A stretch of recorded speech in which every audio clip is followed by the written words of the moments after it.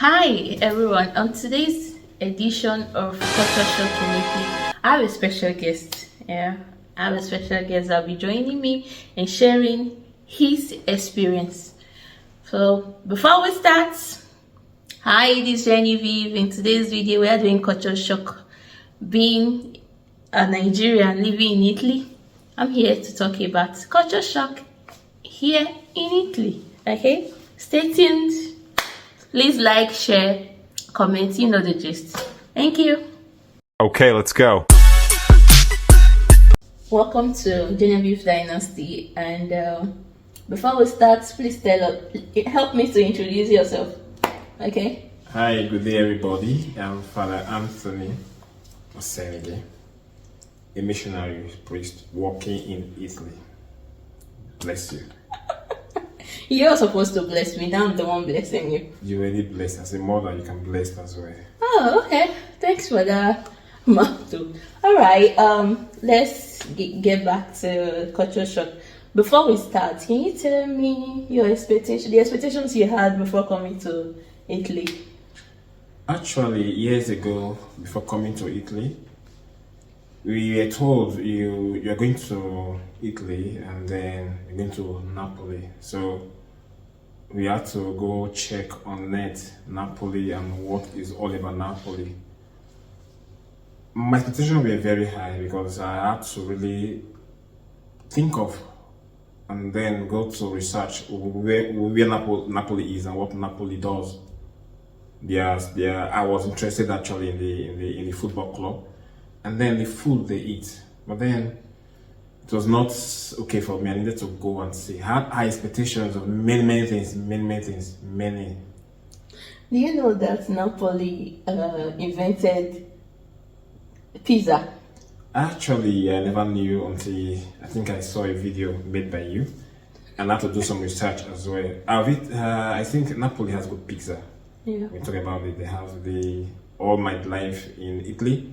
I've traveled to cities and places, and I think the pizza made from Napoli is one of the best. I can assure you that. Wow. Okay. Speaking of what you said, your life in Italy, how long have you been in Italy? I should be 14 years in Italy this year. 14 good years in Italy. Wow. Yes. Okay. Wow. Okay. Let me not sure. Okay. 14 good years in Italy, meaning you are in the best position for this interview, to interview you about the culture shock. So, what season of the year did you arrive in Italy? Wow, a good question. I came in Italy in November, and that was almost at the peak of winter. Almost at the peak. Just say at the beginning of the peak of the winter. It was not funny. Tell me about it. Well, you're there in Nigeria is already you're just in the hot season. Yeah. And then imagine the swap from the hotness to the peak of the cold season. It was not easy. Well, you had jacket though. We bought jackets. Okay. But the jackets we bought in Italy, in Nigeria, became sweater in Italy. Because you can't even wear that. You have to wear something on top. So I could remember then we just wear we're counting clothes we wear. We can wear three pairs of trousers. Then clothes, I can't count. Because then you now look big like this, walking and sleeves. But then you come out and you see guys putting on just a shirt. Something like this, and you're like, what is happening? Is it that you feel the cold, With time, in Atlanta, there are some clothes made for cold. Yeah. And then they have the clothes made for primavera, the spring season, and then the autumn. They have these clothes made for it. And then at the peak of the winter, there's that clothes you wear. So with time, we began to learn these clothes and then how to change and live better. You could see this winter, and I'm putting on this light. Normally, yeah, years ago, right now, you're forming your dish. Because you know how to pad up now. You don't need to wear the big clothes. You could wear something light, but the right clothes, thermal wears and all that. Yeah. I understand what you were trying to say, and my own first quote. God, that's a story for another day. Let's leave that. So now today is about you. Yeah, let me not talk about mine. Let's talk about food or the language. Which do you want to go first? Let's go with food. Okay, tell me about the food. Wow.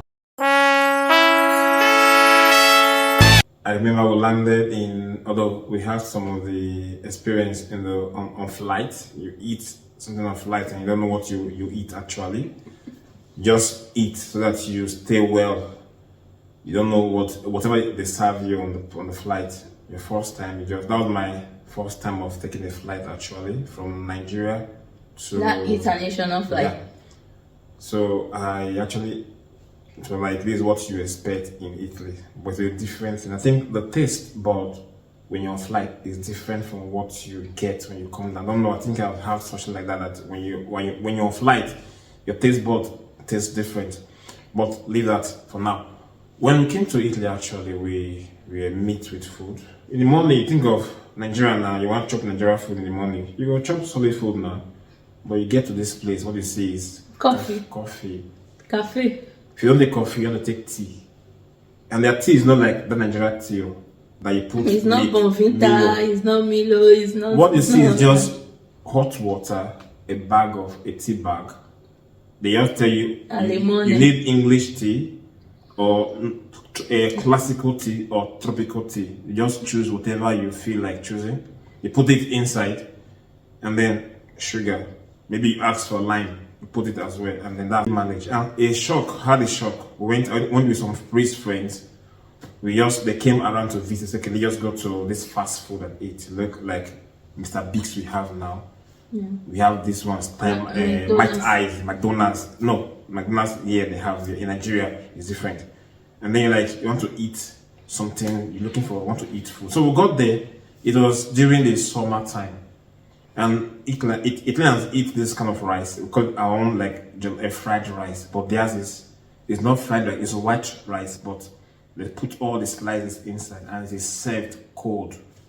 So they'll cook the food, and then when it's cold, they now serve it. So we got there. They brought the food. Because we were hungry, we had to point at this, and give us that, and we tasted it. Oh boy, this thing cold though. We now took them back and said, please, can you microwave it? To get that word microwave, we have to look at the Italian phone. Microwave it. The guy was surprised. Microwave what? We are it's cold. So we're not looking at the guy. He went to the microwave, put the food inside, on it for 2 seconds and bring it back. It's still cold. And the guy said it's served cold. We are almost arguing. Now managed to eat it, and that was the first what is happening? How do people eat in this place? Then imagine when you come out with friends to the city and you eat Nigeria food once in a while. You're wow, you've arrived. Well, I don't know. I don't know how I feel. Is there something I could chew maybe a little about or something?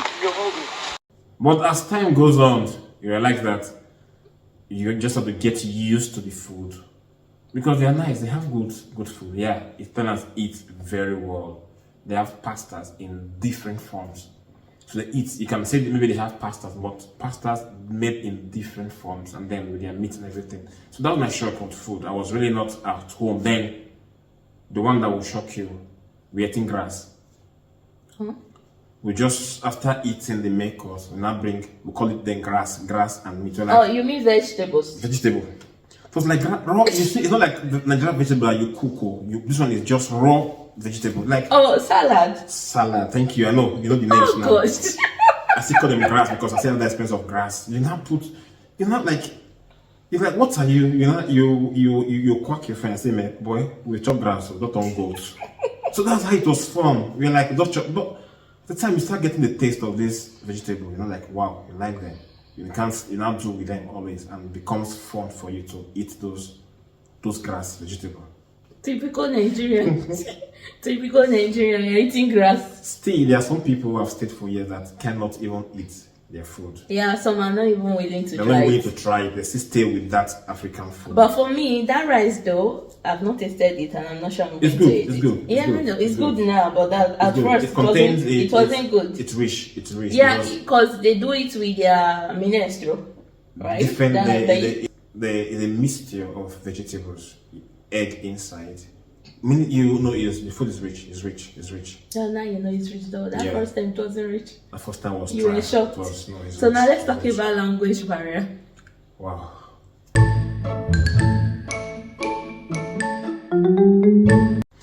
You see, before coming, you like, let me learn this language in Nigeria. You take books, some even go for courses. And why, why we came in groups, and the other guys were like speaking it.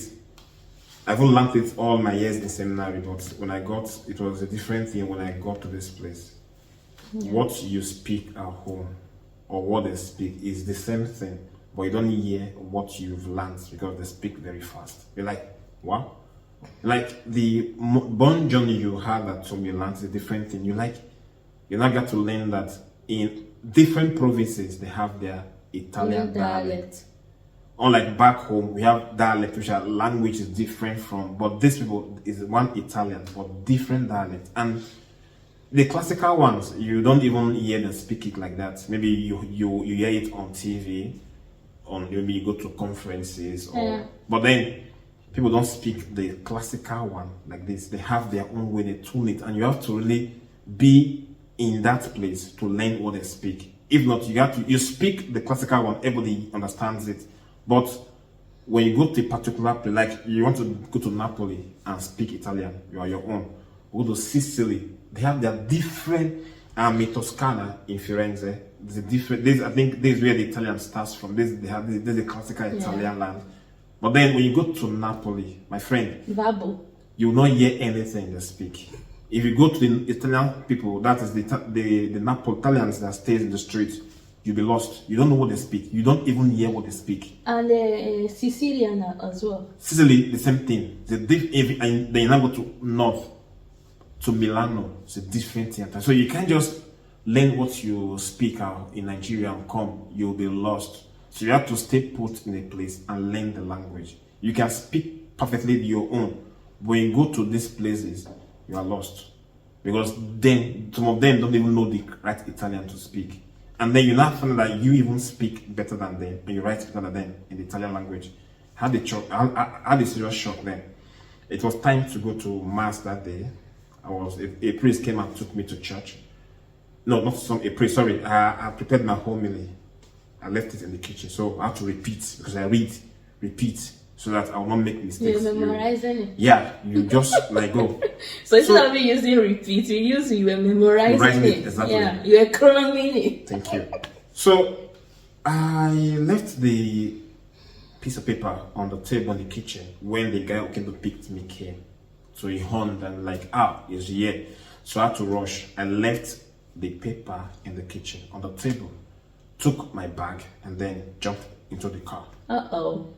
We got there, the mass started. Something was telling that, guy, you don't forget something. I was like, what is happening now? Something is missing in me. So if I Catholic, missing in me. So if I Catholic, it was the singing, then it was doing the hallelujah. And then there's something has left me. When they touched Christ and something left him, then I realized that something is missing. In that moment, you knew. I checked. You fucked up. Exactly. There's nothing with me. So what I did was, wow. So I just got up, read the gospel. They sat down, they were waiting for me to begin. Because then I can't even speak it. I can't even say a word in Italian without looking at the book. So I had to. While I was sitting down before the gospel, I was thinking of how to explain to them that I left my paper at home. Let's have it. Let's have it. You can imagine using Italian. Paper left at home. So you don't have to put it. Which one comes first? Paper left at home. No problem. So after I managed to read, it was in the peak of December. People were feeling cold. I was sweating because I was thinking of what will I say with nothing in my hands. So I got up and then read the gospel and they sat down. It was a feast day for them. I greeted them. I said, yeah, thank you, we had you. Say, excuse me, I actually left my homily, the paper. So they say, yes, they understand, but I should speak, they understand. What do I speak? I struggled, but at the end, it was the best thing I did that day. And from that moment, I stopped taking the piece of paper with me. I stopped writing my homily. From that moment, there was a breakthrough. It was like I broke something. Yeah, you overcame that fear. Yeah, speaking. fear. I was speaking, and most times after then, other things happen. You just prepare a good homily, a good sermon. You preach, and someone will not tell you that I don't understand what you say. So, like, seriously, because with time, I now learned that even the translation in Google is not correct. Wrong. So you might be speaking he, she went, he, she goes, because the way you wrote it on the paper, on your English, and you translate it gives you what you translate. So if you have to be careful, you have to know the rules of the grammar to be able to correct what you put on the Google translation. And it was not easy. Even now, I'm still battling with the language. It's not my language, but I'm still battling with it. So it does not be easy. Actually. Tell me about it. It's not be easy. Tell me Sometimes it makes you get into depression. Yeah. You like when you begin, you know what you want to say. Yes. By the time you begin to open your mouth, you lost. At times, when you need the words at the right moment, it leaves you. It leaves you. But after leaving that premises, it comes back. Wow. Like seriously?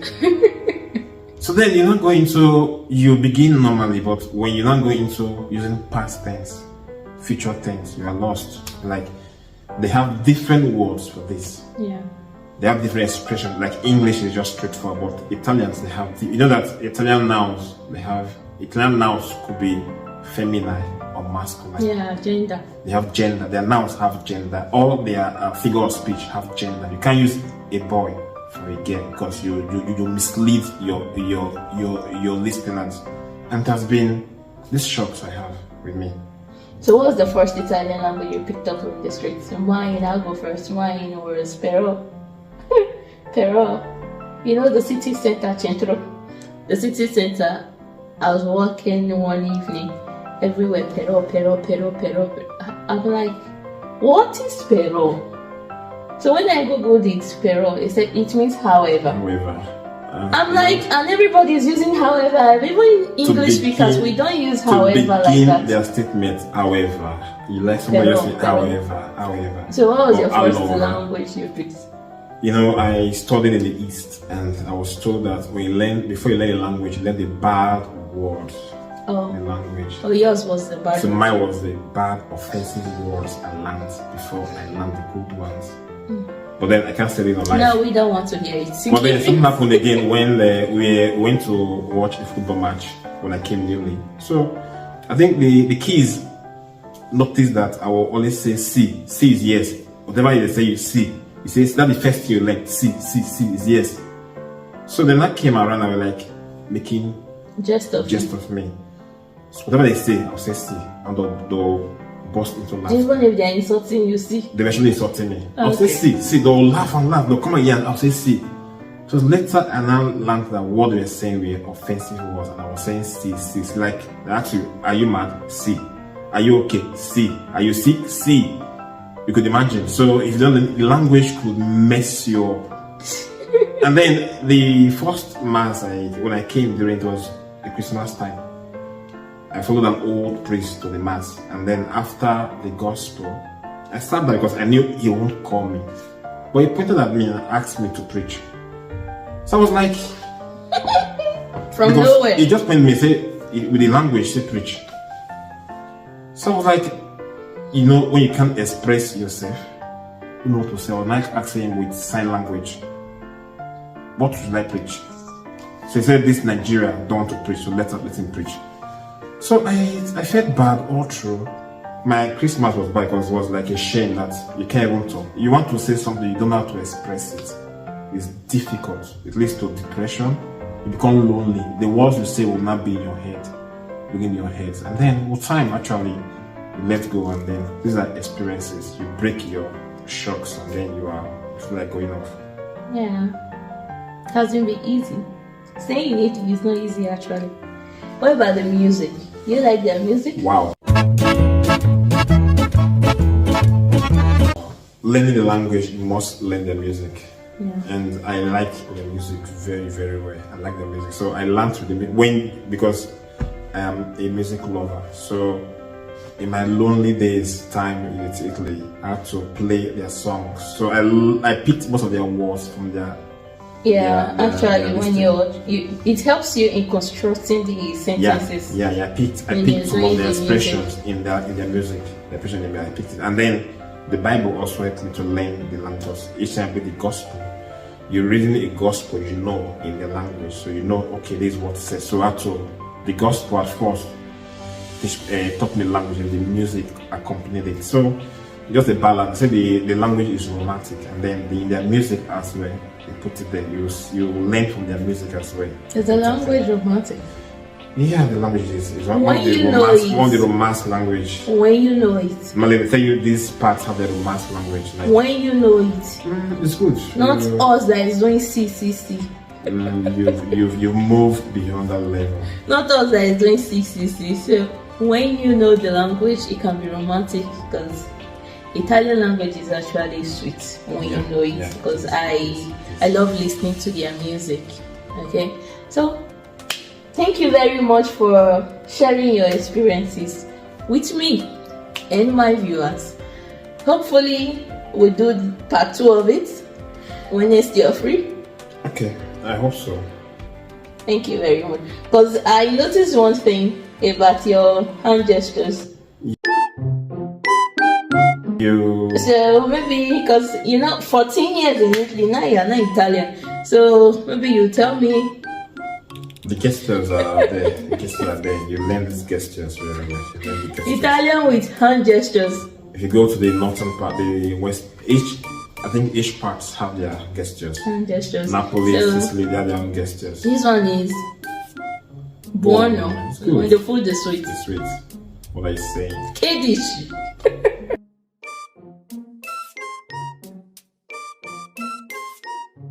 Then there are others we don't need to do here.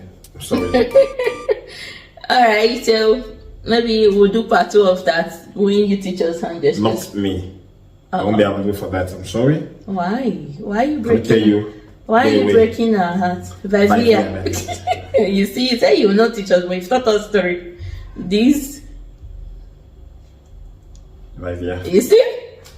Alright, thank you very much for coming to our show. Hopefully we'll see more of you next time. It's been a pleasure. Thank you. You're welcome. Thank you. Ciao, viewers. Bye. Bye. See you in my next video.